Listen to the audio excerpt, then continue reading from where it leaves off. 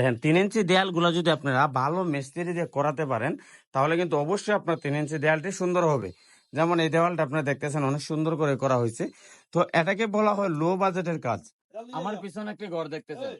তো আসলে এই গড়টি উঠাইতে কত টাকা খরচ লাগতে পারে আজকের এই ভিডিওতে আমরা আপনাদেরকে বলে দেব। এবং এই গড়টির ভিতরে যদি আমরা আপনাদেরকে দেখাই, এই গড়টি কিন্তু 5 ইঞ্চি এবং 3 ইঞ্চি দেয়াল দিয়ে করা হয়েছে। তো আমি ভিতরে সম্পূর্ণ জায়গাটা আজকে আপনাদেরকে দেখাবো। আশা করি ধৈর্য সহকারে ভিডিওটি দেখবেন। দেখেন তাহলে আপনি বুঝতে পারবেন যে এমন একটি ঘর করতে হলে কত টাকা খরচ যেতে পারে। আর অবশ্যই আমাদের পেজটা ফলো করে আমাদের পাশে থাকবেন। হ্যালো ফ্রেন্ড, আসসালামু আলাইকুম। চলেন আমরা আস্তে আস্তে ভিতর দিকে যাই। আমি আপনাদেরকে ভিতরের যে প্রসেশনটা আছে সবকিছু আজকে আমি আপনাদেরকে ঘুরে ঘুরে দেখাবো। তো সর্বপ্রথম একটা জিনিস আপনাদেরকে দেখাতে চাই যে আসলে গ্রামের মধ্যে যে কাজগুলো করা হয় কিভাবে।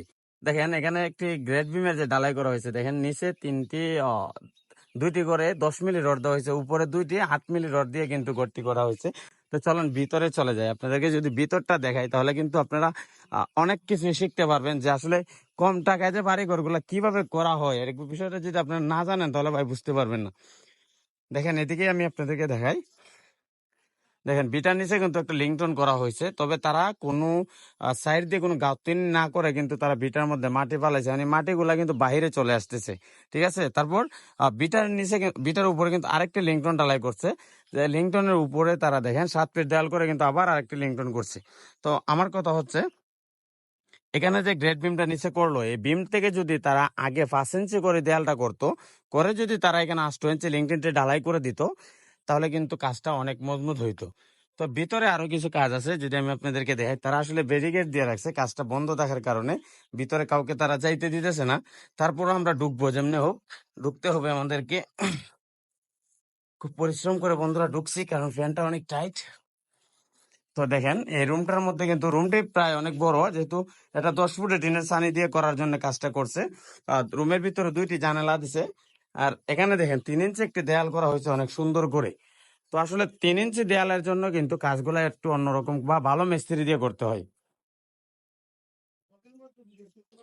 আরেকটা 3 ইঞ্চি দেয়াল আমি আপনাদেরকে দেখাই। দেখেন 3 ইঞ্চি দেয়ালগুলো যদি আপনারা ভালো মিস্ত্রি দিয়ে করাতে পারেন তাহলে কিন্তু অবশ্যই আপনার 3 ইঞ্চি দেয়ালটি সুন্দর হবে। যেমন এই দেওয়ালটা আপনারা দেখতেছেন অনেক সুন্দর করে করা হয়েছে। তো এটাকে বলা হয় লো বাজেটের কাজ। আপনারা যদি কম বাজেটে কাজগুলা করেন তাহলে কিন্তু আপনাদের কাজগুলো এভাবেই করতে হবে। তো তারা কিন্তু আসলে খরচটা একটু কমও করে নেয়, তারা কিন্তু অনেক টাকা খরচ করছে। তো আমার প্রশ্ন হচ্ছে, অনেক টাকা যেহেতু খরচ করছে তারা কিন্তু এখানে একটা ওয়াল করতে পারতো। যেমন দেখেন এখানে যে বিটার মধ্যে মাটি ফালানো হয়েছে, মাটিটা কিন্তু বিশাল জায়গা নিয়ে একটা ফাটল ধরছে। দেখেন এই মাটিগুলা কিন্তু ওইদিকেই পড়বে সব। মাটিগুলা কিছুদিনের ভিতরে পড়বে, যেহেতু বৃষ্টি বাদলের দিন চলতেছে। তো কাজ কামগুলা কিন্তু আসলে অনেক সুন্দর। দেখেন অনেক সুন্দর করে কিন্তু গুছিয়ে গেছে তারা কাজটা করছে।